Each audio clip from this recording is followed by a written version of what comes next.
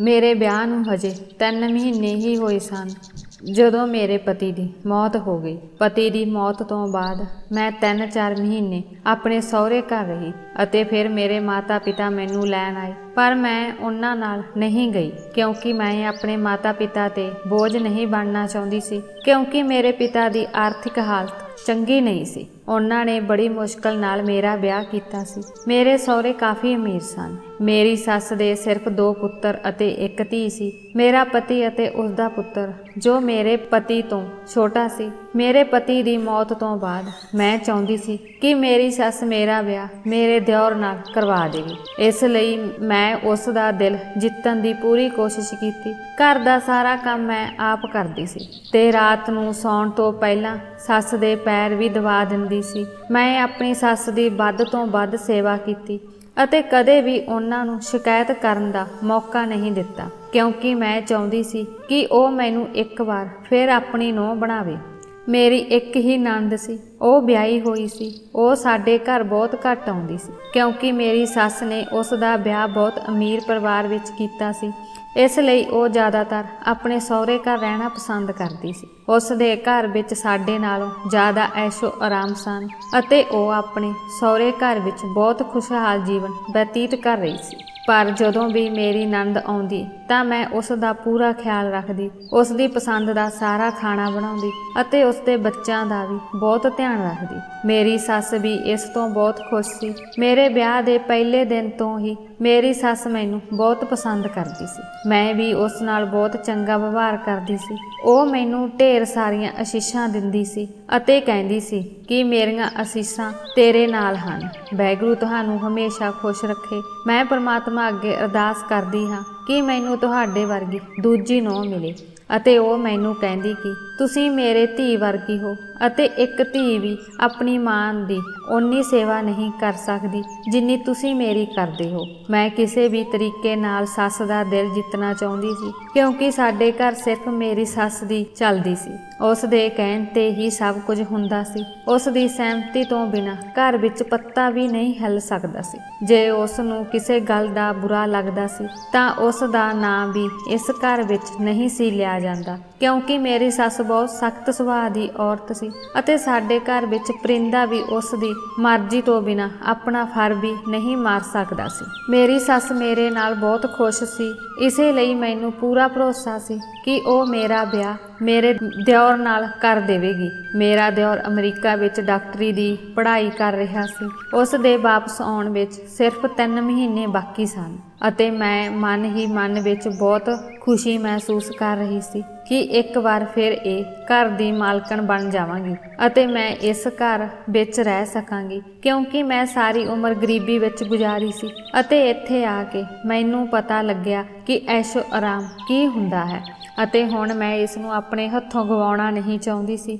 ਮੇਰਾ ਸਹੁਰਾ ਪਰਿਵਾਰ ਬਹੁਤ ਅਮੀਰ ਸੀ। ਮੇਰੇ ਸਹੁਰੇ ਕੋਲ ਕਾਫੀ ਜ਼ਮੀਨ ਸੀ ਜੋ ਉਹਨਾਂ ਨੂੰ ਆਪਣੇ ਪੁਰਖਿਆਂ ਤੋਂ ਵਿਰਾਸਤ ਵਿੱਚ ਮਿਲੀ ਸੀ। ਇਹ ਲੋਕ ਪਰਿਵਾਰ ਪੱਖੋਂ ਅਮੀਰ ਸਨ। ਮੇਰਾ ਦਿਓਰ ਵੀ ਬਹੁਤ ਸੋਹਣਾ ਸੀ। ਜੇ ਮੈਂ ਆਪਣੇ ਮਾਪਿਆਂ ਦੇ ਘਰ ਚਲੀ ਜਾਂਦੀ ਤਾਂ ਮੈਂ ਸਾਰੀ ਉਮਰ ਉੱਥੇ ਇਕੱਲੀ ਕਿਵੇਂ ਗੁਜ਼ਾਰਦੀ। ਮੇਰੇ ਵਰਗੀ ਗਰੀਬ ਤੇ ਵਿਧਵਾ ਕੁੜੀ ਨਾਲ ਕੌਣ ਵਿਆਹ ਕਰਵਾਉਂਦਾ। ਇਸ ਲਈ ਮੈਂ ਪੂਰੀ ਕੋਸ਼ਿਸ਼ ਕੀਤੀ ਕਿ ਮੇਰੀ ਸੱਸ ਆਪਣੇ ਦੂਜੇ ਪੁੱਤਰ ਨਾਲ ਮੇਰਾ ਵਿਆਹ ਕਰਵਾ ਦੇਵੇ। ਜਦੋਂ ਮੇਰਾ ਪਹਿਲਾ ਵਿਆਹ ਹੋਇਆ ਸੀ ਤਾਂ ਮੈਂ ਬਹੁਤ ਖੁਸ਼ ਸੀ ਕਿ ਮੇਰਾ ਵਿਆਹ ਇੱਕ ਅਮੀਰ ਪਰਿਵਾਰ ਵਿੱਚ ਹੋ ਰਿਹਾ ਹੈ।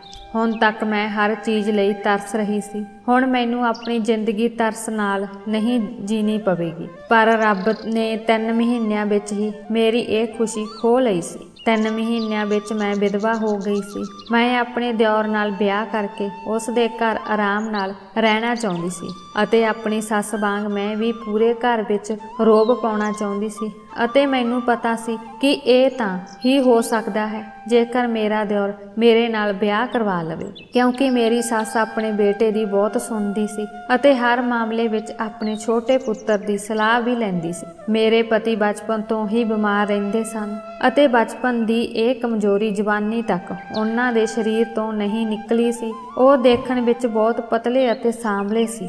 ਇਸ ਕਰਕੇ ਤਾਂ ਮੇਰੇ ਜਹੀ ਗਰੀਬ ਕੁੜੀ ਦਾ ਵਿਆਹ ਇੰਨੇ ਅਮੀਰ ਘਰਾਣੇ ਵਿੱਚ ਹੋ ਗਿਆ। ਪਰ ਫਿਰ ਵੀ ਮੈਂ ਆਪਣੇ ਪਤੀ ਨਾਲ ਸੁਖੀ ਜੀਵਨ ਬਤੀਤ ਕਰ ਸਕਦੀ ਸੀ। ਪਰ ਮੇਰੇ ਪਤੀ ਨੇ ਮੇਰਾ ਸਾਥ ਨਾ ਦਿੱਤਾ ਅਤੇ ਮੈਨੂੰ ਛੱਡ ਕੇ ਰੱਬ ਨੂੰ ਪਿਆਰਾ ਹੋ ਗਿਆ। ਅਸੀਂ ਗਰੀਬ ਲੋਕ ਹੁੰਦੇ ਹੋਏ ਵੀ ਜੇਕਰ ਮੇਰੇ ਪਿਤਾ ਜੀ ਨੂੰ ਪਤਾ ਹੁੰਦਾ ਕਿ ਮੇਰੇ ਪਤੀ ਨੂੰ ਕੋਈ ਬਿਮਾਰੀ ਹੈ, ਉਹ ਬਚਪਨ ਤੋਂ ਹੀ ਬਿਮਾਰ ਹਨ, ਤਾਂ ਮੇਰੇ ਪਿਤਾ ਜੀ ਕਦੇ ਵੀ ਇਸ ਘਰ ਵਿੱਚ ਆਪਣੀ ਧੀ ਦਾ ਵਿਆਹ ਨਾ ਕਰਦੇ। ਮੇਰੇ ਪਿਤਾ ਜੀ ਨੂੰ ਇਸ ਗੱਲ ਦਾ ਬਿਲਕੁਲ ਵੀ ਪਤਾ ਨਹੀਂ ਸੀ। ਇਸੇ ਲਈ ਮੇਰੀ ਸੱਸ ਨੇ ਮੇਰੇ ਪਿਤਾ ਜੀ ਤੋਂ ਮੇਰਾ ਰਿਸ਼ਤਾ ਮੰਗਿਆ ਅਤੇ ਇਸ ਤਰ੍ਹਾਂ ਮੈਂ ਇਸ ਘਰ ਵਿੱਚ ਆਈ। ਪਰ ਇਸ ਨੂੰ ਕੌਣ ਟਾਲ ਸਕਦਾ ਹੈ। ਮੇਰੇ ਵਿਆਹ ਨੂੰ ਅਜੇ 3 ਮਹੀਨੇ ਹੀ ਹੋਏ ਸਨ ਅਤੇ ਮੇਰੇ ਪਤੀ ਦੀ ਸਿਹਤ ਅਚਾਨਕ ਵਿਗੜ ਗਈ। ਮੇਰੀ ਸੱਸ ਨੇ ਮੇਰੇ ਪਤੀ ਦੇ ਇਲਾਜ ਲਈ ਪੈਸਾ ਪਾਣੀ ਵਾਂਗ ਖਰਚ ਕੀਤਾ ਸੀ ਅਤੇ ਉਸ ਨੂੰ ਇਲਾਜ ਲਈ ਕਿਸੇ ਹੋਰ ਦੇਸ਼ ਭੇਜਣਾ ਵੀ ਚਾਹੁੰਦੀ ਸੀ। ਪਰ ਹੁਣ ਉਸ ਕੋਲ ਕਿਸੇ ਹੋਰ ਦੇਸ਼ ਪਹੁੰਚ ਕੇ ਇਲਾਜ ਕਰਵਾਉਣ ਲਈ ਜ਼ਿਆਦਾ ਸਮਾਂ ਨਹੀਂ ਬਚਿਆ ਸੀ। ਕੁਝ ਦਿਨਾਂ ਵਿੱਚ ਹੀ ਉਸ ਦੀ ਮੌਤ ਹੋ ਗਈ। ਪਤੀ ਦੀ ਮੌਤ ਤੋਂ ਬਾਅਦ ਮੈਂ 1 ਸਾਲ ਤੱਕ ਆਪਣੀ ਸੱਸ ਸਹੁਰੇ ਅਤੇ ਨਨਾਣ ਦੀ ਸੇਵਾ ਕਰਦੀ ਰਹੀ। ਸਾਰਾ ਘਰ ਚੰਗੀ ਤਰ੍ਹਾਂ ਸੰਭਾਲਿਆ ਹੋਇਆ ਸੀ। ਪਰ ਉਸ ਦਿਨ ਮੈਨੂੰ ਬਹੁਤ ਦੁੱਖ ਹੋਇਆ ਜਦੋਂ ਮੇਰੀ ਸੱਸ ਨੇ ਕਿਹਾ ਕਿ ਮੈਂ ਆਪਣੇ ਛੋਟੇ ਪੁੱਤਰ ਲਈ ਕੁੜੀ ਲੱਭ ਰਹੀ ਹਾਂ। ਹੁਣ ਮੈਂ ਉਸ ਦਾ ਵਿਆਹ ਕਰਨਾ ਚਾਹੁੰਦੀ ਹਾਂ। ਮੈਂ ਮਨ ਹੀ ਮਨ ਵਿੱਚ ਸੋਚ ਰਹੀ ਸੀ ਕਿ ਜੇ ਮੈਂ ਨੌਕਰਾਣੀ ਵਾਂਗ ਉਹਨਾਂ ਦੀ ਦਿਨ ਰਾਤ ਸੇਵਾ ਕਰਦੀ ਰਹਾਂ ਤਾਂ ਸ਼ਾਇਦ ਮੇਰੀ ਸੱਸ ਮੇਰੀ ਸੇਵਾ ਤੋਂ ਖੁਸ਼ ਹੋ ਕੇ ਮੈਨੂੰ ਆਪਣੇ ਛੋਟੇ ਪੁੱਤਰ ਦੀ ਬਹੂ ਬਣਾ ਲਵੇਗੀ। ਪਰ ਇਹ ਸਭ ਮੈਂ ਕਦੇ ਨਹੀਂ ਸੋਚਿਆ ਸੀ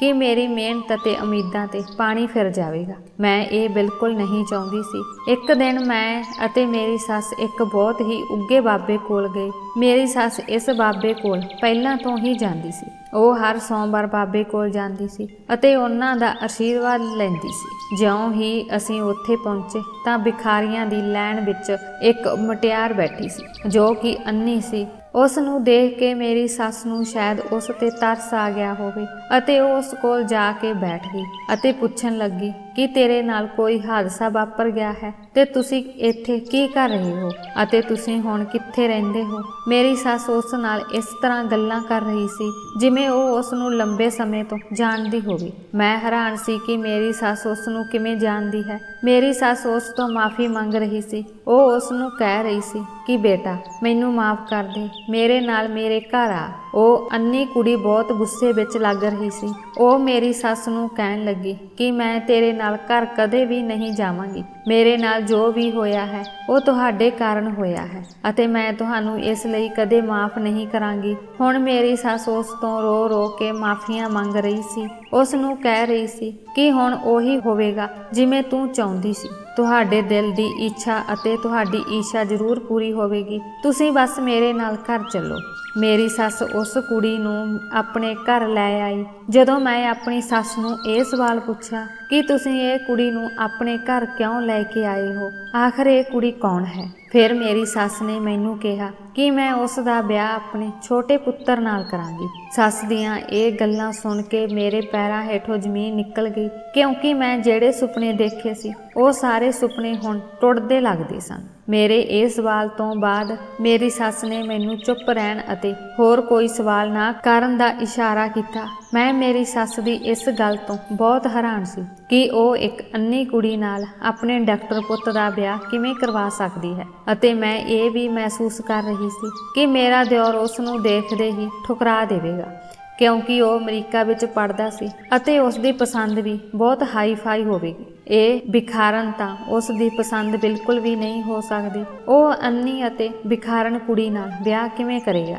ਮੈਂ ਆਪਣੀ ਸੱਸ ਦੀ ਸੋਚ ਤੇ ਹੈਰਾਨ ਰਹਿ ਗਈ ਅਤੇ ਫਿਰ ਕੁਝ ਦਿਨਾਂ ਵਿੱਚ ਹੀ ਮੇਰਾ ਦਿਓਰ ਵਾਪਸ ਆ ਗਿਆ ਅਤੇ ਮੇਰੀ ਸੱਸ ਨੇ ਵਿਆਹ ਦੀਆਂ ਤਿਆਰੀਆਂ ਸ਼ੁਰੂ ਕਰ ਦਿੱਤੀਆਂ। ਉਹ ਅੰਨੀ ਕੁੜੀ ਹੁਣ ਸਾਡੇ ਘਰ ਰਹਿ ਰਹੀ ਸੀ। ਮੇਰੀ ਸੱਸ ਨੇ ਉਸ ਨੂੰ ਵੱਖਰਾ ਕਮਰਾ ਦਿੱਤਾ ਹੋਇਆ ਸੀ। ਉਹ ਸਾਡੇ ਨਾਲ ਘੱਟ ਹੀ ਗੱਲ ਕਰਦੀ ਸੀ। ਉਹ ਜ਼ਿਆਦਾਤਰ ਆਪਣੇ ਕਮਰੇ ਵਿੱਚ ਹੀ ਰਹਿੰਦੀ ਸੀ। ਮੇਰੀ ਸੱਸ ਉਸ ਦੇ ਕਮਰੇ ਵਿੱਚ ਖਾਣਾ ਪਹੁੰਚਾਉਂਦੀ ਸੀ। ਮੇਰੀ ਸੱਸ ਨੇ ਮੇਰੇ ਦਿਓਰ ਨੂੰ ਵਿਆਹ ਬਾਰੇ ਦੱਸਿਆ। ਮੇਰਾ ਦਿਓਰ ਵੀ ਵਿਆਹ ਲਈ ਰਾਜ਼ੀ ਹੋ ਗਿਆ। ਮੈਂ ਹੈਰਾਨ ਸੀ ਕਿ ਨੀਰਜ ਇੰਨੀ ਜਲਦੀ ਵਿਆਹ ਲਈ ਕਿਵੇਂ ਤਿਆਰ ਹੋ ਗਿਆ। ਉਹ ਇਸ ਅੰਨੀ ਕੁੜੀ ਨੂੰ ਕਿਵੇਂ ਪਸੰਦ ਕਰ ਸਕਦਾ ਹੈ।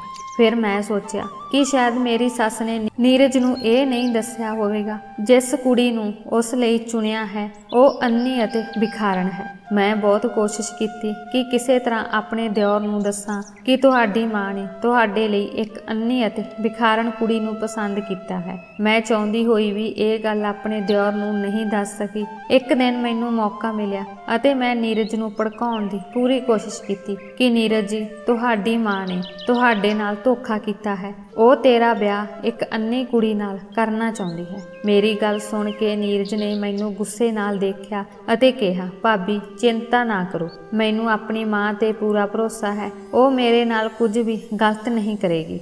ਮੈਂ ਚੁੱਪ ਹੋ ਗਈ। ਜਦੋਂ ਵਿਆਹ ਦਾ ਸਮਾਂ ਆਇਆ ਅਤੇ ਮੇਰੇ ਦਿਓਰ ਨੇ ਕੁੜੀ ਨੂੰ ਦੇਖਿਆ ਤਾਂ ਉਸ ਦਾ ਚਿਹਰਾ ਖੁਸ਼ੀ ਨਾਲ ਚਮਕਣ ਲੱਗਾ, ਜਿਵੇਂ ਉਸ ਨੂੰ ਪਤਾ ਨਹੀਂ ਕਿੰਨੀ ਵੱਡੀ ਖੁਸ਼ੀ ਮਿਲੀ ਹੋਵੇ। ਉਹ ਬਹੁਤ ਖੁਸ਼ ਨਜ਼ਰ ਆ ਰਿਹਾ ਸੀ ਅਤੇ ਉਸ ਦੀ ਖੁਸ਼ੀ ਦੇਖ ਕੇ ਮੈਂ ਹੈਰਾਨ ਰਹਿ ਗਈ ਕਿ ਮੇਰਾ ਦਿਓਰ ਇੰਨਾ ਖੁਸ਼ ਕਿਉਂ ਹੈ। ਇੱਕ ਅੰਨੀ ਕੁੜੀ ਉਸ ਦੀ ਪਤਨੀ ਬਣਨ ਜਾ ਰਹੀ ਹੈ। ਮੈਨੂੰ ਕੁਝ ਸਮਝ ਨਹੀਂ ਆ ਰਿਹਾ ਸੀ। ਤੇ ਫਿਰ ਮੇਰੇ ਦਿਓਰ ਦਾ ਵਿਆਹ ਉਹ ਅੰਨੀ ਕੁੜੀ ਨਾਲ ਹੋ ਗਿਆ ਸੀ ਅਤੇ ਉਹ ਮੇਰੀਆਂ ਅੱਖਾਂ ਦੇ ਸਾਹਮਣੇ ਆਪਣੀ ਪਤਨੀ ਦਾ ਹੱਥ ਫੜ ਕੇ ਆਪਣੇ ਕਮਰੇ ਵਿੱਚ ਚਲਾ ਗਿਆ। ਮੇਰੇ ਉਹ ਸਾਰੇ ਸੁਪਨੇ ਜੋ ਮੈਂ ਹੁਣ ਤੱਕ ਦੇਖੇ ਸਨ, ਉਹ ਚਕਨਾਚੂਰ ਹੋ ਗਏ। ਮੇਰੀ ਸੱਸ ਨੇ ਮੈਨੂੰ ਹੁਕਮ ਦਿੱਤਾ ਕਿ ਹੁਣ ਤੋਂ ਮੈਨੂੰ ਆਪਣੇ ਦਿਓਰ ਅਤੇ ਦਰਾਣੀ ਦੀਆਂ ਸਾਰੀਆਂ ਜ਼ਿੰਮੇਵਾਰੀਆਂ ਚੁੱਕਣੀਆਂ ਪੈਣਗੀਆਂ, ਕਿਉਂਕਿ ਉਹ ਨੇਤਰਹੀਨ ਹੈ। ਉਹ ਕੁਝ ਵੀ ਨਹੀਂ ਦੇਖ ਸਕਦੀ। ਇਸ ਲਈ ਹੁਣ ਮੈਂ ਉਸ ਦੇ ਖਾਣੇ ਤੋਂ ਲੈ ਕੇ ਉਸ ਦੇ ਹਰ ਕੰਮ ਦੀ ਜ਼ਿੰਮੇਵਾਰੀ ਤੁਹਾਡੇ ਤੇ ਪਾ ਦਿੰਦੀ ਹਾਂ। ਮੈਨੂੰ ਮੇਰੀ ਸੱਸ ਦੀ ਇਹ ਗੱਲ ਬਿਲਕੁਲ ਵੀ ਪਸੰਦ ਨਹੀਂ ਆਈ ਸੀ, ਕਿਉਂਕਿ ਮੈਂ ਪਹਿਲਾਂ ਇਸ ਘਰ ਵਿੱਚ ਆਪਣੀ ਸੱਸ ਦੀ ਸੇਵਾ ਕੀਤੀ ਅਤੇ ਫਿਰ ਮੇਰੀ ਸੱਸ ਨੇ ਹੁਣ ਮੈਨੂੰ ਮੇਰੀ ਦਰਾਣੀ ਦੇ ਕੰਮ ਤੇ ਲਗਾ ਦਿੱਤਾ ਸੀ। ਮੈਂ ਹਿੰਮਤ ਇਕੱਠੀ ਕੀਤੀ ਅਤੇ ਆਪਣੀ ਸੱਸ ਨਾਲ ਗੱਲ ਕਰਨ ਦਾ ਫੈਸਲਾ ਕੀਤਾ ਅਤੇ ਫਿਰ ਮੈਂ ਉਹਨਾਂ ਦੇ ਕਮਰੇ ਵਿੱਚ ਚਲੀ ਗਈ। ਮੈਂ ਆਪਣੀ ਸੱਸ ਨੂੰ ਪੁੱਛਿਆ, ਤੁਸੀਂ ਮੇਰੇ ਬਾਰੇ ਕੀ ਸੋਚਦੇ ਹੋ? ਕਦ ਤੱਕ ਤੁਸੀਂ ਮੈਨੂੰ ਇਸ ਤਰ੍ਹਾਂ ਆਪਣੇ ਘਰ ਦਾਸੀ ਬਣਾ ਕੇ ਰੱਖੋਗੇ? ਪਹਿਲਾਂ ਤਾਂ ਤੁਸੀਂ ਹੀ ਸੀ, ਹੁਣ ਤੁਸੀਂ ਇੱਕ ਅੰਨੀ ਕੁੜੀ ਨੂੰ ਮੇਰੇ ਸਿਰ ਤੇ ਲਿਆ ਕੇ ਬਿਠਾ ਦਿੱਤਾ ਹੈ। ਤੁਸੀਂ ਮੇਰੇ ਪਤੀ ਦੀ ਮਾਤਾ ਸੀ, ਇਸ ਲਈ ਮੈਂ ਪੂਰੇ ਦਿਲ ਨਾਲ ਤੁਹਾਡੀ ਸੇਵਾ ਕਰਦੀ ਸੀ, ਪਰ ਮੈਂ ਹੁਣ ਇਸ ਅੰਨੀ ਕੁੜੀ ਦੇ ਕੰਮ ਨਹੀਂ ਕਰ ਸਕਦੀ। ਮੇਰੀ ਸੱਸ ਨੇ ਮੈਨੂੰ ਕਿਹਾ ਕਿ ਇੱਥੇ ਆ ਕੇ ਮੇਰੇ ਕੋਲ ਬੈਠ, ਮੈਂ ਤੁਹਾਨੂੰ ਦੱਸਾਂਗੀ ਕਿ ਉਹ ਕੁੜੀ ਕੌਣ ਹੈ। ਮੈਨੂੰ ਹੁਣ ਆਪਣੀ ਸੱਸ ਬਿਲਕੁਲ ਵੀ ਪਸੰਦ ਨਹੀਂ ਸੀ। ਮੇਰਾ ਹੁਣ ਉਹਨਾਂ ਦੇ ਨੇੜੇ ਜਾਣ ਨੂੰ ਦਿਲ ਨਹੀਂ ਕਰਦਾ ਸੀ। ਮੇਰਾ ਦਿਲ ਕਰਦਾ ਸੀ ਕਿ ਮੈਂ ਇਸ ਵੇਲੇ ਇਹ ਘਰ ਛੱਡ ਕੇ ਕਿਤੇ ਹੋਰ ਚਲੀ ਜਾਵਾਂ, ਕਿਉਂਕਿ ਮੈਂ ਆਪਣੇ ਮਕਸਦ ਵਿੱਚ ਅਸਫਲ ਹੋ ਗਈ ਸੀ। ਮੈਂ ਹੁਣ ਉਸ ਦੀ ਗੱਲ ਨਹੀਂ ਸੁਣਨਾ ਚਾਹੁੰਦੀ ਸੀ, ਪਰ ਮਜਬੂਰੀ ਵਿੱਚ ਮੈਂ ਉਸ ਦੇ ਕੋਲ ਜਾ ਕੇ ਬੈਠ ਗਈ।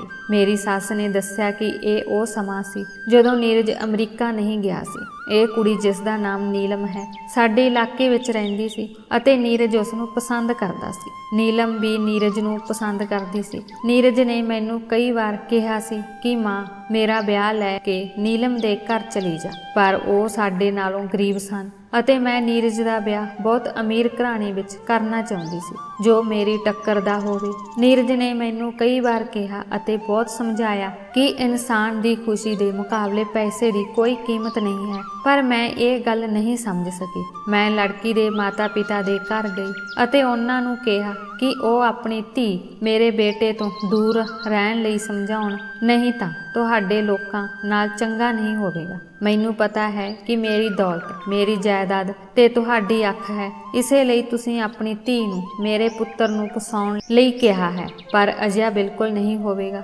ਜਿਵੇਂ ਤੁਸੀਂ ਲੋਕ ਚਾਹੁੰਦੇ ਹੋ, ਮੈਂ ਅਜਿਹਾ ਕਦੇ ਨਹੀਂ ਹੋਣ ਦਿਆਂਗੀ। ਨੀਲਮ ਦੀ ਮਾਂ ਰੋਂਦੀ ਹੋਈ ਦੱਸ ਰਹੀ ਸੀ ਕਿ ਅਸੀਂ ਆਪਣੀ ਧੀ ਨੂੰ ਅਜਿਹਾ ਕੁਝ ਕਰਨ ਲਈ ਨਹੀਂ ਕਿਹਾ ਸੀ। ਅਸੀਂ ਗਰੀਬ ਹਾਂ, ਪਰ ਸਾਡੀ ਵੀ ਕੋਈ ਇੱਜ਼ਤ ਹੈ। ਜੇ ਤੁਸੀਂ ਇੱਥੇ ਆ ਕੇ ਇਸ ਤਰ੍ਹਾਂ ਤਮਾਸ਼ਾ ਕਰੋਗੇ ਤਾਂ ਇਲਾਕੇ ਵਿੱਚ ਸਾਡੀ ਕੀ ਇੱਜ਼ਤ ਰਹੇਗੀ? ਵਾਹਿਗੁਰੂ ਦੀ ਖਾਤਰ ਸਾਡੇ ਉੱਤੇ ਮਿਹਰ ਕਰੋ ਅਤੇ ਇੱਥੋਂ ਚਲੇ ਜਾਓ। ਉਸ ਔਰਤ ਨੇ ਅੱਜ ਤੋਂ ਬਾਅਦ ਮੈਨੂੰ ਕਿਹਾ ਕਿ ਮੈਂ ਆਪਣੀ ਧੀ ਨੂੰ ਤੁਹਾਡੇ ਪੁੱਤਰ ਨੂੰ ਮਿਲ ਨਹੀਂ ਦਿਆਂਗੀ। ਤੁਸੀਂ ਆਰਾਮ ਨਾਲ ਆਪਣੇ ਘਰ ਚਲੇ ਜਾਓ। ਉਸ ਸਮੇਂ ਜਦੋਂ ਮੈਂ ਉਸ ਦੇ ਘਰ ਗਈ ਸੀ, ਉਸ ਦੇ ਮੁਹੱਲੇ ਵਾਲੇ ਸਾਡੀਆਂ ਗੱਲਾਂ ਨੂੰ ਸੁਣ ਰਹੇ ਸੀ ਅਤੇ ਜਦੋਂ ਮੈਂ ਘਰ ਵਾਪਸ ਆਉਣ ਲੱਗੀ ਤਾਂ ਉਸ ਦੇ ਘਰ ਦੇ ਬਾਹਰ ਬਹੁਤ ਸਾਰੇ ਲੋਕ ਇਕੱਠੇ ਹੋ ਗਏ ਸਨ ਅਤੇ ਸਾਰੇ ਆਂਢ ਗੁਆਂਢ ਨੂੰ ਉਸ ਡਰਾਮੇ ਬਾਰੇ ਪਤਾ ਲੱਗ ਗਿਆ ਸੀ। ਉਸ ਕੁੜੀ ਦੀ ਗਰੀਬ ਮਾਂ ਬਹੁਤ ਸ਼ਰਮਿੰਦਗੀ ਮਹਿਸੂਸ ਕਰ ਰਹੀ ਸੀ ਅਤੇ ਨਾਲ ਹੀ ਰੋ ਰਹੀ ਸੀ। ਜਦੋਂ ਮੈਂ ਘਰ ਵਾਪਸ ਆਈ ਤਾਂ ਨੀਰਜ ਮੇਰੇ ਨਾਲ ਬਿਲਕੁਲ ਵੀ ਗੱਲ ਨਹੀਂ ਕਰ ਰਿਹਾ ਸੀ। ਮੈਂ ਉਸ ਨੂੰ ਖਾਣਾ ਖਾਣ ਲਈ ਬੁਲਾਇਆ, ਪਰ ਉਸਨੇ ਖਾਣਾ ਖਾਣ ਤੋਂ ਇਨਕਾਰ ਕਰ ਦਿੱਤਾ, ਕਿਉਂਕਿ ਇਸ ਤੋਂ ਪਹਿਲਾਂ ਕਦੇ ਅਜਿਹਾ ਨਹੀਂ ਹੋਇਆ ਸੀ ਕਿ ਨੀਰਜ ਨੇ ਮੇਰੇ ਨਾਲ ਗੱਲ ਨਾ ਕੀਤੀ ਹੋਵੇ ਅਤੇ ਮੇਰੀ ਕਿਸੇ ਵੀ ਗੱਲ ਦਾ ਜਵਾਬ ਨਾ ਦਿੱਤਾ ਹੋਵੇ। ਨੀਰਜ ਮੇਰਾ ਬਹੁਤ ਆਗਿਆਕਾਰੀ ਪੁੱਤਰ ਸੀ, ਜੋ ਮੇਰੀ ਆਵਾਜ਼ ਸੁਣ ਕੇ ਭੱਜ ਕੇ ਆਉਂਦਾ ਸੀ ਅਤੇ ਇਹ ਸਭ ਇਸ ਲਈ ਹੋ ਰਿਹਾ ਸੀ ਕਿਉਂਕਿ ਲੜਕੀ ਨੇ ਉਸ ਨੂੰ ਫੋਨ ਕਰਕੇ ਦੱਸਿਆ ਸੀ ਕਿ ਮੈਂ ਉਹਨਾਂ ਦੇ ਘਰ ਗਈ ਸੀ ਅਤੇ ਉਸਦੇ ਮਾਤਾ-ਪਿਤਾ ਨੂੰ ਸਾਰੇ ਇਲਾਕਾ ਵਾਸੀਆਂ ਦੇ ਸਾਹਮਣੇ ਬੇਇੱਜ਼ਤੀ ਕਰਕੇ ਆਈ ਹਾਂ। ਅਗਲੀ ਸਵੇਰ ਜਦੋਂ ਨੀਰਜ ਘਰੋਂ ਬਾਹਰ ਜਾ ਰਿਹਾ ਸੀ ਤਾਂ ਮੈਂ ਉਸ ਨੂੰ ਪੁੱਛਿਆ ਕਿ ਤੁਸੀਂ ਕਿੱਥੇ ਜਾ ਰਹੇ ਹੋ। ਉਸਨੇ ਮੈਨੂੰ ਕਿਹਾ ਕਿ ਮੈਂ ਨੀਲਮ ਨੂੰ ਮਿਲਣ ਜਾ ਰਿਹਾ ਹਾਂ। ਮੈਂ ਉਸ ਨੂੰ ਬਹੁਤ ਰੋਕਿਆ। ਮੈਂ ਉਸ ਨੂੰ ਕਿਹਾ ਕਿ ਮੈਂ ਉਸ ਗਰੀਬ ਕੁੜੀ ਨਾਲ ਤੇਰਾ ਵਿਆਹ ਕਦੇ ਨਹੀਂ ਕਰਾਂਗੀ। ਉਸ ਦੀ ਨਜ਼ਰ ਸਿਰਫ ਦੌਲਤ ਤੇ ਹੈ, ਜਿਸ ਨੂੰ ਤੂੰ ਨਹੀਂ ਦੇਖ ਸਕਦਾ। ਮੇਰੀਆਂ ਸਾਰੀਆਂ ਗੱਲਾਂ ਸੁਣ ਕੇ ਨੀਰਜ ਬਾਹਰ ਚਲਾ ਗਿਆ। ਉਸਨੇ ਮੈਨੂੰ ਕੋਈ ਜਵਾਬ ਨਾ ਦਿੱਤਾ। ਕੁਝ ਸਮੇਂ ਬਾਅਦ ਜਦੋਂ ਉਹ ਘਰ ਵਾਪਸ ਆਇਆ ਤਾਂ ਉਹ ਉੱਚੀ ਉੱਚੀ ਰੋ ਰਿਹਾ ਸੀ। ਉਹ ਆਪਣੇ ਕਮਰੇ ਵਿੱਚ ਚਲਾ ਗਿਆ। ਉਸ ਨੇ ਉੱਥੇ ਰੱਖੀ ਹਰ ਚੀਜ਼ ਨੂੰ ਤੋੜ ਦਿੱਤਾ ਸੀ। ਇੰਜ ਲੱਗ ਰਿਹਾ ਸੀ ਜਿਵੇਂ ਉਹ ਪਾਗਲ ਹੋ ਗਿਆ ਹੋਵੇ। ਮੈਂ ਉਸਦੇ ਕਮਰੇ ਦਾ ਦਰਵਾਜ਼ਾ ਖੜਕਾਇਆ, ਪਰ ਉਸਨੇ ਮੈਨੂੰ ਕੋਈ ਜਵਾਬ ਨਹੀਂ ਦਿੱਤਾ ਅਤੇ ਆਪਣੇ ਆਪ ਨੂੰ ਕਮਰੇ ਵਿੱਚ ਬੰਦ ਕਰ ਲਿਆ। ਉਸ ਨੇ ਸਾਰਾ ਦਿਨ ਖਾਣਾ ਨਹੀਂ ਖਾਧਾ। ਮੈਂ ਨੀਰਜ ਦੀ ਇਹ ਹਾਲਤ ਬਿਲਕੁਲ ਵੀ ਬਰਦਾਸ਼ਤ ਨਹੀਂ ਕਰ ਪਾ ਰਹੀ ਸੀ, ਕਿਉਂਕਿ ਮੈਂ ਉਸ ਦੀ ਮਾਂ ਸੀ। ਉਹ ਮੈਨੂੰ ਆਪਣੀ ਜਾਨ ਨਾਲੋਂ ਵੀ ਜ਼ਿਆਦਾ ਪਿਆਰ ਕਰਦਾ ਸੀ। ਮੇਰਾ ਵੱਡਾ ਪੁੱਤਰ ਪਹਿਲਾਂ ਹੀ ਬਿਮਾਰ ਸੀ, ਪਰ ਹੁਣ ਮੈਂ ਆਪਣਾ ਇੱਕ ਪੁੱਤਰ ਗਵਾ ਦਿੱਤਾ ਸੀ ਅਤੇ ਮੈਂ ਆਪਣੇ ਇਸ ਬੇਟੇ ਨੂੰ ਗਵਾਉਣਾ ਨਹੀਂ ਚਾਹੁੰਦੀ ਸੀ। ਮੈਂ ਕਿਸੇ ਵੀ ਤਰੀਕੇ ਨਾਲ ਉਸ ਕੁੜੀ ਨੂੰ ਅਤੇ ਉਸਦੇ ਪਰਿਵਾਰ ਵਾਲਿਆਂ ਨੂੰ ਸ਼ਹਿਰ ਤੋਂ ਬਾਹਰ ਕੱਢ ਦੇਣਾ ਚਾਹੁੰਦੀ ਸੀ, ਕਿਉਂਕਿ ਮੇਰਾ ਮੰਨਣਾ ਸੀ ਕਿ ਜੇਕਰ ਉਹ ਲੋਕ ਇੱਥੋਂ ਚਲੇ ਗਏ ਤਾਂ ਨੀਰਜ ਤਾਂ ਉਸ ਕੁੜੀ ਨਾਲ ਸੰਪਰਕ ਟੁੱਟ ਜਾਵੇਗਾ ਅਤੇ ਇਸ ਤਰ੍ਹਾਂ ਹੌਲੀ-ਹੌਲੀ ਉਹ ਉਸ ਨੂੰ ਭੁੱਲ ਜਾਵੇਗਾ ਅਤੇ ਫਿਰ ਸਭ ਕੁਝ ਠੀਕ ਹੋ ਜਾਵੇਗਾ। ਨੀਰਜ ਨੇ ਉਸ ਦਿਨ ਆਪਣੇ ਆਪ ਨੂੰ ਕਮਰੇ ਵਿੱਚ ਬੰਦ ਰੱਖਿਆ। ਮੈਂ ਦੁਬਾਰਾ ਉਸ ਕੁੜੀ ਦੇ ਘਰ ਗਈ। ਮੈਂ ਉਸ ਕੁੜੀ ਦੇ ਮਾਤਾ-ਪਿਤਾ ਨੂੰ ਕਿਹਾ ਕਿ ਤੁਸੀਂ ਇਸ ਸ਼ਹਿਰ ਤੋਂ ਕਿਤੇ ਦੂਰ ਚਲੇ ਜਾਓ। ਬਦਲੇ ਵਿੱਚ ਤੁਸੀਂ ਮੇਰੇ ਤੋਂ ਜਿੰਨੇ ਵੀ ਪੈਸੇ ਲੈਣਾ ਚਾਹੁੰਦੇ ਹੋ, ਮੈਂ ਤੁਹਾਨੂੰ ਦੇਣ ਲਈ ਤਿਆਰ ਹਾਂ। ਬਸ ਆਪਣੀ ਧੀ ਨੂੰ ਕਹੋ ਕਿ ਮੇਰੇ ਪੁੱਤਰ ਦਾ ਪਿੱਛਾ ਕਰਨਾ ਬੰਦ ਕਰ ਦੇਵੇ ਅਤੇ ਉਸ ਦੀ ਜ਼ਿੰਦਗੀ ਚੋਂ ਚਲੀ ਜਾਵੇ। ਫਿਰ ਨੀਲਮ ਕਮਰੇ ਚੋਂ ਬਾਹਰ ਆਈ ਅਤੇ ਮੈਨੂੰ ਕਹਿਣ ਲੱਗੀ ਕਿ ਤੁਸੀਂ ਫਿਕਰ ਨਾ ਕਰੋ, ਮੈਂ ਤੇਰੇ ਬੇਟੇ ਨੂੰ ਕਦੇ ਨਹੀਂ ਮਿਲਾਂਗੀ। ਨੀਲਮ ਨੇ ਮੈਨੂੰ ਦੱਸਿਆ ਕਿ ਅੱਜ ਵੀ ਉਹ ਮੈਨੂੰ ਮਿਲਣ ਆਇਆ ਸੀ, ਪਰ ਮੈਂ ਉਸ ਨੂੰ ਵਾਪਸ ਭੇਜ ਦਿੱਤਾ ਤੇ ਉਸ ਦੇ ਨਾਲ ਰਿਸ਼ਤਾ ਹਮੇਸ਼ਾ ਲਈ ਖਤਮ ਕਰ ਦਿੱਤਾ ਹੈ। ਨੀਲਮ ਨੇ ਮੈਨੂੰ ਕਿਹਾ ਕਿ ਮੈਨੂੰ ਤੁਹਾਡੇ ਪੈਸੇ ਨਹੀਂ ਚਾਹੀਦੇ। ਅਸੀਂ ਪਹਿਲਾਂ ਹੀ ਫੈਸਲਾ ਕਰ ਲਿਆ ਹੈ ਕਿ ਅਸੀਂ ਅੱਜ ਰਾਤ ਹੀ ਇਸ ਸ਼ਹਿਰ ਨੂੰ ਛੱਡ ਦੇਵਾਂਗੇ। ਤੁਸੀਂ ਕਿਰਪਾ ਕਰਕੇ ਆਪਣੇ ਪੁੱਤਰ ਨੂੰ ਸਮਝਾਓ ਕਿ ਉਹ ਸਾਡੇ ਪਿੱਛੇ ਨਾ ਆਵੇ ਅਤੇ ਸਾਨੂੰ ਸ਼ਾਂਤੀਪੂਰਵਕ ਜੀਵਨ ਬਤੀਤ ਕਰਨ ਦਿਓ। ਤੁਹਾਡਾ ਪੁੱਤਰ ਹੀ ਮੈਨੂੰ ਹਮੇਸ਼ਾ ਕਹਿੰਦਾ ਸੀ ਕਿ ਜੇ ਮੈਂ ਵਿਆਹ ਕਰਾਂਗਾ ਤਾਂ ਮੈਂ ਸਿਰਫ ਤੇਰੇ ਨਾਲ ਹੀ ਵਿਆਹ ਕਰਾਂਗਾ, ਪਰ ਮੈਂ ਉਸ ਨੂੰ ਕਿਹਾ ਸੀ ਕਿ ਮੈਂ ਤੇਰੇ ਨਾਲ ਕਦੇ ਵਿਆਹ ਨਹੀਂ ਕਰਾਂਗੀ, ਕਿਉਂਕਿ ਮੈਂ ਜਾਣਦੀ ਸੀ ਕਿ ਇਹ ਬਿਲਕੁਲ ਨਹੀਂ ਹੋ ਸਕਦਾ, ਕਿਉਂਕਿ ਤੁਹਾਨੂੰ ਸਿਰਫ ਆਪਣਾ ਪੈਸਾ ਪਿਆਰਾ ਹੈ। ਤੁਹਾਨੂੰ ਆਪਣੇ ਪੁੱਤਰ ਦੀ ਖੁਸ਼ੀ ਨਾਲ ਕੋਈ ਲੈਣਾ ਦੇਣਾ ਨਹੀਂ ਹੈ। ਜਿੰਨਾ ਮੈਂ ਨੀਰਜ ਤੋਂ ਦੂਰ ਰਹਿੰਦੀ ਸੀ, ਨੀਰਜ ਓਨਾ ਹੀ ਮੇਰੇ ਨੇੜੇ ਆਉਣ ਦੀ ਕੋਸ਼ਿਸ਼ ਕਰਦਾ ਸੀ। ਫਿਰ ਮੈਂ ਉਹੀ ਗਲਤੀ ਕੀਤੀ ਸੀ ਕਿ ਮੈਨੂੰ ਹੌਲੀ-ਹੌਲੀ ਉਸ ਨਾਲ ਪਿਆਰ ਹੋਣ ਲੱਗਾ। ਨੀਰਜ ਨੇ ਮੈਨੂੰ ਸਮਝਾਇਆ ਸੀ ਕਿ ਮੈਂ ਆਪਣੀ ਮਾਂ ਨੂੰ ਮਨਾ ਲਵਾਂਗਾ। ਤੁਸੀਂ ਬਿਲਕੁਲ ਵੀ ਚਿੰਤਾ ਨਾ ਕਰੋ, ਮੇਰੀ ਮਾਂ ਮੈਨੂੰ ਬਹੁਤ ਪਿਆਰ ਕਰਦੀ ਹੈ ਅਤੇ ਮੇਰੀ ਖੁਸ਼ੀ ਦਾ ਧਿਆਨ ਜ਼ਰੂਰ ਰੱਖੇਗੀ। ਪਰ ਮੈਨੂੰ ਅਫਸੋਸ ਹੈ ਕਿ ਨੀਰਜ ਇੰਨੇ ਵੱਡੇ ਭੁਲੇਖੇ ਵਿੱਚ ਰਹਿ ਰਿਹਾ ਸੀ ਕਿ ਉਸਦੀ ਮਾਂ ਉਸਦੀ ਖੁਸ਼ੀ ਦਾ ਖਿਆਲ ਰੱਖੇਗੀ। ਮੈਂ ਨੀਲਮ ਨੂੰ ਕਿਹਾ ਕਿ ਮੈਨੂੰ ਕੁਝ ਸਮਝਾਉਣ ਜਾਂ ਦੱਸਣ ਦੀ ਕੋਈ ਲੋੜ ਨਹੀਂ ਹੈ, ਬਸ ਜਲਦੀ ਤੋਂ ਜਲਦੀ ਤੁਸੀਂ ਇਸ ਸ਼ਹਿਰ ਤੋਂ ਬਾਹਰ ਚਲੇ ਜਾਓ। ਜਦੋਂ ਇਹ ਕਹਿ ਕੇ ਮੈਂ ਘਰ ਆਈ ਤਾਂ ਨੀਰਜ ਦੀ ਤਬੀਅਤ ਵਿਗੜ ਚੁੱਕੀ ਸੀ। ਮੈਂ ਸੋਚਿਆ ਕਿ ਕੁਝ ਹੀ ਦਿਨਾਂ ਦੀ ਗੱਲ ਹੈ, ਨੀਰਜ ਹੌਲੀ-ਹੌਲੀ ਠੀਕ ਹੋ ਜਾਵੇਗਾ ਅਤੇ ਨੀਲਮ ਨੂੰ ਭੁੱਲ ਜਾਵੇਗਾ, ਪਰ ਅਜਿਹਾ ਕੁਝ ਨਹੀਂ ਹੋਇਆ। ਨੀਰਜ ਦੀ ਸਿਹਤ ਦਿਨੋਂ ਦਿਨ ਵਿਗੜਦੀ ਜਾ ਰਹੀ ਸੀ। ਉਸ ਨੇ ਖਾਣਾ ਪੀਣਾ ਬਿਲਕੁਲ ਬੰਦ ਕਰ ਦਿੱਤਾ ਸੀ ਅਤੇ ਫਿਰ ਇੱਕ ਦਿਨ ਨੀਰਜ ਬੇਹੋਸ਼ ਹੋ ਗਿਆ ਅਤੇ ਉਸ ਬੇਹੋਸ਼ੀ ਦੀ ਹਾਲਤ ਵਿੱਚ ਉਹ ਨੀਲਮ ਦਾ ਨਾਮ ਹੀ ਪੁਕਾਰ ਰਿਹਾ ਸੀ। ਉਸ ਦਿਨ ਮੈਨੂੰ ਅਹਿਸਾਸ ਹੋਇਆ ਕਿ ਜੇ ਮੈਂ ਨੀਲਮ ਨਾਲ ਵਿਆਹ ਕਰਵਾ ਦਿੱਤਾ ਹੁੰਦਾ ਤਾਂ ਸ਼ਾਇਦ ਅੱਜ ਮੇਰੇ ਪੁੱਤਰ ਦਾ ਇਹ ਹਾਲਤ ਨਾ ਹੁੰਦੀ। ਉਸ ਦਿਨ ਮੇਰਾ ਬੇਟਾ ਹਸਪਤਾਲ ਵਿੱਚ ਦਾਖਲ ਸੀ। ਜਿਸ ਦਿਨ ਨੀਰਜ ਨੂੰ ਹੋਸ਼ ਆਈ, ਉਹ ਰੋਂਦਾ ਹੋਇਆ ਮੈਨੂੰ ਕਹਿ ਰਿਹਾ ਸੀ, ਮੰਮੀ ਮੈਂ ਨੀਲਮ ਕੋਲ ਜਾਣਾ ਹੈ, ਰੱਬ ਦਾ ਭਲਾ ਕਿਰਪਾ ਕਰਕੇ ਮੈਨੂੰ ਨੀਲਮ ਨਾਲ ਮਿਲਾ ਦਿਓ, ਬਸ ਇੱਕ ਵਾਰ ਮੈਨੂੰ ਉਸ ਦਾ ਚਿਹਰਾ ਦਿਖਾ ਦਿਓ, ਮੈਂ ਉਸ ਦੇ ਬਿਨਾਂ ਮਰ ਜਾਵਾਂਗਾ। ਮੈਂ ਉਸ ਨੂੰ ਮਿਲਣ ਦੀ ਕੋਸ਼ਿਸ਼ ਕਰਦਾ ਹਾਂ ਪਰ ਉਹ ਨਹੀਂ ਚਾਹੁੰਦੀ ਕਿ ਮੈਂ ਉਸ ਨੂੰ ਮਿਲਾਂ। ਮੈਂ ਉਸ ਨੂੰ ਮਿਲਣ ਗਿਆ ਪਰ ਉਸਨੇ ਮੇਰੇ ਨਾਲ ਆਪਣਾ ਰਿਸ਼ਤਾ ਖਤਮ ਕਰ ਦਿੱਤਾ ਅਤੇ ਮੈਨੂੰ ਨਹੀਂ ਪਤਾ ਕਿ ਉਹ ਮੈਨੂੰ ਛੱਡ ਕੇ ਕਿੱਥੇ ਚਲੀ ਗਈ ਹੈ। ਹੁਣ ਨੀਰਜ ਨੂੰ ਮੈਂ ਕਿਵੇਂ ਦੱਸਾਂ ਕਿ ਮੈਂ ਉਸ ਨੂੰ ਸ਼ਹਿਰੋਂ ਬਾਹਰ ਕੱਢ ਦਿੱਤੀ ਸੀ। ਨੀਰਜ ਉਸ ਦਿਨ ਦੀ ਗੱਲ ਕਰ ਰਿਹਾ ਸੀ ਜਦੋਂ ਉਹ ਨੀਲਮ ਨੂੰ ਮਿਲਣ ਗਿਆ ਸੀ ਅਤੇ ਉਸੇ ਦਿਨ ਨੀਲਮ ਸ਼ਹਿਰ ਛੱਡ ਗਈ ਸੀ। ਮੈਂ ਨੀਰਜ ਨੂੰ ਸਮਝਾਇਆ ਕਿ ਬੇਟਾ ਸਭ ਠੀਕ ਹੋ ਜਾਵੇਗਾ, ਜਿਵੇਂ ਹੀ ਤੂੰ ਠੀਕ ਹੋ ਗਿਆ ਮੈਂ ਤੇਰਾ ਰਿਸ਼ਤਾ ਲੈ ਕੇ ਉਸ ਕੁੜੀ ਦੇ ਘਰ ਚਲੀ ਜਾਵਾਂਗੀ। ਮੈਂ ਤੇਰੇ ਨਾਲ ਵਾਅਦਾ ਕਰਦੀ ਹਾਂ ਕਿ ਮੈਂ ਨੀਲਮ ਦਾ ਵਿਆਹ ਤੇਰੇ ਨਾਲ ਹੀ ਕਰਵਾਵਾਂਗੀ। ਉਹ ਇੱਧਰ ਉੱਧਰ ਕਿਤੇ ਆਪਣੇ ਰਿਸ਼ਤੇਦਾਰ ਦੇ ਘਰ ਗਈ ਹੋਵੇਗੀ, ਕੁਝ ਦਿਨਾਂ ਵਿੱਚ ਵਾਪਸ ਆ ਜਾਵੇਗੀ, ਤੁਸੀਂ ਚਿੰਤਾ ਨਾ ਕਰੋ। ਇਹ ਖਬਰ ਸੁਣ ਕੇ ਨੀਰਜ ਥੋੜਾ ਖੁਸ਼ ਹੋ ਗਿਆ ਅਤੇ ਕੁਝ ਹੀ ਦਿਨਾਂ ਵਿੱਚ ਉਹ ਠੀਕ ਹੋ ਗਿਆ। ਜਦੋਂ ਅਸੀਂ ਘਰ ਵਾਪਸ ਆਏ ਤਾਂ ਨੀਰਜ ਫਿਰ ਨੀਲਮ ਨੂੰ ਮਿਲਣ ਗਿਆ ਪਰ ਉਹ ਬਹੁਤ ਨਿਰਾਸ਼ ਹੋ ਕੇ ਘਰ ਪਰਤਿਆ। ਨੀਰਜ ਨੇ ਮੈਨੂੰ ਕਿਹਾ ਕਿ ਮੰਮੀ ਹੁਣ ਤੁਸੀਂ ਵੀ ਮੰਨ ਗਏ ਸੀ, ਤੁਸੀਂ ਵੀ ਵਿਆਹ ਲਈ ਤਿਆਰ ਹੋ। ਫਿਰ ਪਤਾ ਨਹੀਂ ਕਿਉਂ ਨੀਲਮ ਅਤੇ ਉਸ ਦਾ ਪਰਿਵਾਰ ਸ਼ਹਿਰ ਛੱਡ ਕੇ ਕਿਤੇ ਹੋਰ ਚਲੇ ਗਏ ਹਨ ਅਤੇ ਉਸ ਦਾ ਨੰਬਰ ਵੀ ਬੰਦ ਆ ਰਿਹਾ ਹੈ ਮੈਂ ਉਹਨਾਂ ਨੂੰ ਕਿੱਥੋਂ ਲੱਭਾਂ? ਮੈਨੂੰ ਨਹੀਂ ਪਤਾ ਕਿ ਉਹ ਕਿੱਥੇ ਗਏ ਹਨ। ਇਸ ਇਲਾਕੇ ਦੇ ਕਈ ਲੋਕਾਂ ਨੂੰ ਪੁੱਛਿਆ ਪਰ ਕੋਈ ਨਹੀਂ ਜਾਣਦਾ ਕਿ ਉਹ ਕਿੱਥੇ ਗਏ ਹਨ। ਪਰ ਮੈਂ ਨੀਰਜ ਨੂੰ ਕੁਝ ਨਹੀਂ ਦੱਸਿਆ ਕਿ ਉਹ ਮੇਰੇ ਕਹਿਣ ਤੇ ਹੀ ਸ਼ਹਿਰ ਛੱਡ ਕੇ ਗਏ ਸਨ, ਕਿਉਂਕਿ ਮੈਨੂੰ ਵੀ ਨਹੀਂ ਸੀ ਪਤਾ ਕਿ ਉਹ ਕਿੱਥੇ ਗਏ ਸਨ।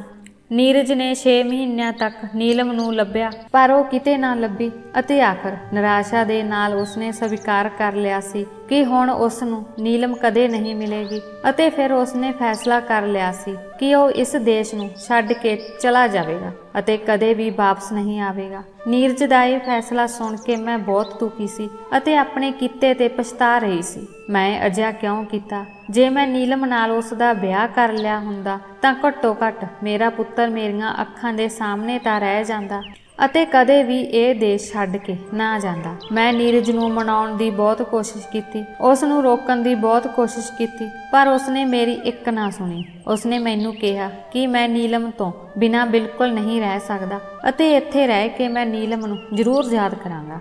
ਇਹ ਸੰਭਵ ਨਹੀਂ ਹੈ ਕਿ ਮੈਂ ਇਸ ਦੇਸ਼ ਵਿੱਚ ਰਹਾਂ, ਆਪਣੇ ਸ਼ਹਿਰ ਵਿੱਚ ਰਹਾਂ ਅਤੇ ਆਉਂਦੇ ਜਾਂਦੇ ਨੀਲਮ ਦੇ ਘਰ ਵੱਲ ਨਾ ਦੇਖਾਂ ਅਤੇ ਉਸ ਦੀ ਯਾਦ ਮੈਨੂੰ ਸਤਾਉਂਦੀ ਰਹੇ। ਮੇਰੇ ਲਈ ਉਸ ਜੀਵਨ ਨੂੰ ਜੀਣਾ ਅਤੇ ਇਸ ਸਭ ਬਾਰੇ ਗੱਲ ਕਰਨਾ ਮੁਸ਼ਕਲ ਹੋ ਗਿਆ ਹੈ। ਨੀਰਜ ਬਹੁਤ ਰੋ ਰਿਹਾ ਸੀ ਅਤੇ ਮੈਂ ਆਪਣੇ ਕੀਤੇ ਤੇ ਪਛਤਾ ਰਹੀ ਸੀ ਕਿ ਮੈਂ ਆਪਣੀ ਜਿੱਦ ਕਾਰਨ ਆਪਣੇ ਬੇਟੇ ਦੀ ਖੁਸ਼ੀ ਬਰਬਾਦ ਕਰ ਦਿੱਤੀ ਸੀ। ਜੇ ਮੈਂ ਉਸ ਦਾ ਵਿਆਹ ਨੀਲਮ ਨਾਲ ਕਰ ਦਿੱਤਾ ਹੁੰਦਾ ਤਾਂ ਅੱਜ ਉਹ ਕਿੰਨਾ ਖੁਸ਼ ਹੁੰਦਾ। ਆਪਣੇ ਪੁੱਤਰ ਦੀ ਹਾਲਤ ਲਈ ਸਿਰਫ ਮੈਂ ਹੀ ਜ਼ਿੰਮੇਵਾਰ ਸੀ। ਮੇਰੇ ਕਾਰਨ ਹੀ ਉਸ ਦੀਆਂ ਅੱਖਾਂ ਵਿੱਚ ਇੰਨੇ ਹੰਝੂ ਆ ਗਏ ਅਤੇ ਉਸ ਤੋਂ ਬਾਅਦ ਨੀਰਜ ਅਮਰੀਕਾ ਚਲਾ ਗਿਆ ਪਰ ਮੈਂ ਨੀਲਮ ਨੂੰ ਲੱਭਦੀ ਰਹੀ।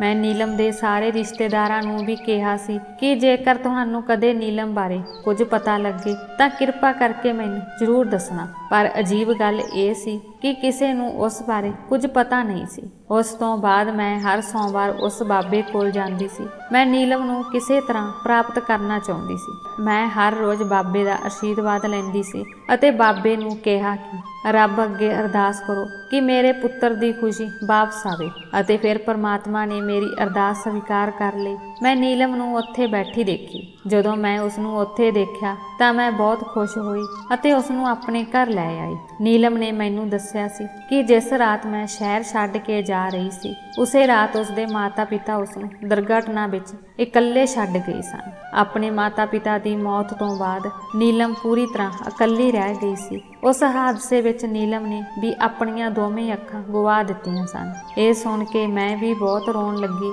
ਕਿਉਂਕਿ ਇਹ ਸਭ ਉਸ ਨਾਲ ਮੇਰੇ ਕਾਰਨ ਹੋਇਆ ਸੀ।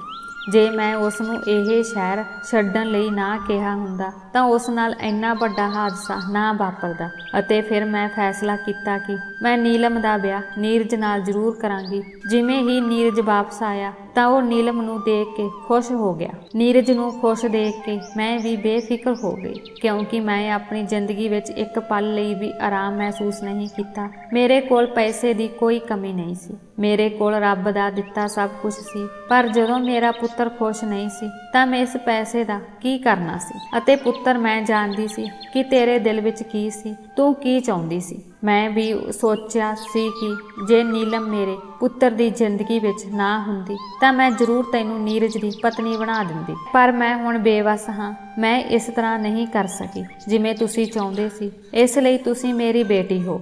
ਜਿਸ ਤਰ੍ਹਾਂ ਤੁਸੀਂ ਮੇਰੀ ਸੇਵਾ ਕੀਤੀ ਹੈ ਉਸ ਦਾ ਫਲ ਰੱਬ ਨੇ ਜ਼ਰੂਰ ਦਿੱਤਾ ਹੈ। ਹੁਣ ਮੈਂ ਉਹੀ ਕਰਾਂਗੀ ਜੋ ਤੁਸੀਂ ਚਾਹੋਗੇ।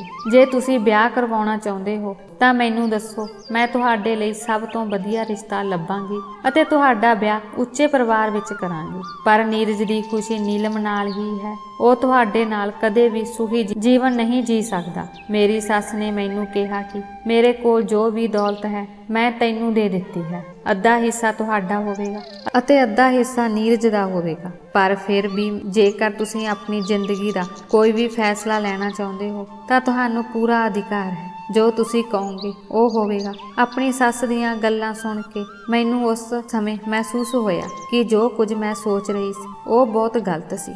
ਮੈਂ ਆਪਣੇ ਪਰਿਵਾਰ ਦਾ ਪਿਆਰ ਵੀ ਨਹੀਂ ਦੇਖ ਸਕੀ। ਜੇਕਰ ਉਹ ਚਾਹੁੰਦੇ ਤਾਂ ਆਪਣੇ ਪੁੱਤਰ ਦੀ ਮੌਤ ਤੋਂ ਬਾਅਦ ਮੈਨੂੰ ਆਪਣੀ ਮਾਂ ਦੇ ਘਰ ਭੇਜ ਸਕਦੇ ਸੀ, ਪਰ ਉਹਨਾਂ ਨੇ ਮੇਰੇ ਨਾਲ ਅਜਿਹਾ ਕੁਝ ਨਹੀਂ ਕੀਤਾ ਅਤੇ ਮੇਰੀ ਸੱਸ ਨੇ ਮੈਨੂੰ ਆਪਣੀ ਧੀ ਬਣਾ ਕੇ ਆਪਣੇ ਕੋਲ ਰੱਖਿਆ। ਮੇਰੀ ਸੱਸ ਨੇ ਅੱਗੇ ਕਿਹਾ ਕਿ ਪੁੱਤਰ, ਆਪਣੇ ਦਿਲ ਵਿੱਚ ਕੋਈ ਪਛਤਾਵਾ ਨਾ ਰੱਖੋ ਕਿ ਮੈਂ ਆਪਣੇ ਬਿਮਾਰ ਪੁੱਤਰ ਨਾਲ ਵਿਆਹ ਕਰਵਾ ਕੇ ਤੇਰੀ ਜ਼ਿੰਦਗੀ ਖਰਾਬ ਕਰ ਦਿੱਤੀ ਹੈ। ਇਸੇ ਲਈ ਮੈਂ ਆਪਣੇ ਵੱਡੇ ਪੁੱਤਰ ਦਾ ਵਿਆਹ ਤੇਰੇ ਨਾਲ ਕੀਤਾ ਹੈ, ਕਿਉਂਕਿ ਡਾਕਟਰ ਨੇ ਮੈਨੂੰ ਉਮੀਦ ਦਿੱਤੀ ਸੀ ਕਿ ਮੇਰਾ ਪੁੱਤਰ ਠੀਕ ਹੋ ਜਾਵੇਗਾ। ਮੈਂ ਉਸ ਨਾਲ ਵਿਆਹ ਕੀਤਾ ਕਿਉਂਕਿ ਇਸ ਤਰ੍ਹਾਂ ਉਸ ਦੀ ਜ਼ਿੰਦਗੀ ਵਿੱਚ ਕੁਝ ਖੁਸ਼ੀਆਂ ਆ ਜਾਣਗੀਆਂ ਅਤੇ ਉਸ ਅੰਦਰ ਜ਼ਿੰਦਗੀ ਜਿਉਣ ਦਾ ਜਜ਼ਬਾ ਜਾਗ ਜਾਵੇਗਾ। ਪਰ ਮੈਨੂੰ ਬਹੁਤ ਘੱਟ ਪਤਾ ਸੀ ਕਿ ਉਸ ਦੀ ਜ਼ਿੰਦਗੀ ਇਸ ਤਰ੍ਹਾਂ ਦੀ ਸੀ। ਇਸ ਦੇ ਨਾਲ ਹੀ ਮੈਂ ਆਪਣੀ ਸੱਸ ਨੂੰ ਕਿਹਾ, ਮੰਮੀ ਜੀ, ਹੁਣ ਮੈਂ ਆਪਣੀ ਪੂਰੀ ਜ਼ਿੰਦਗੀ ਤੁਹਾਡੇ ਲੋਕਾਂ ਨਾਲ ਬਿਤਾਵਾਂਗੀ। ਮੈਂ ਕਦੇ ਸੋਚਿਆ ਵੀ ਨਹੀਂ ਸੀ ਕਿ ਮੈਨੂੰ ਆਪਣੀ ਜ਼ਿੰਦਗੀ ਵਿੱਚ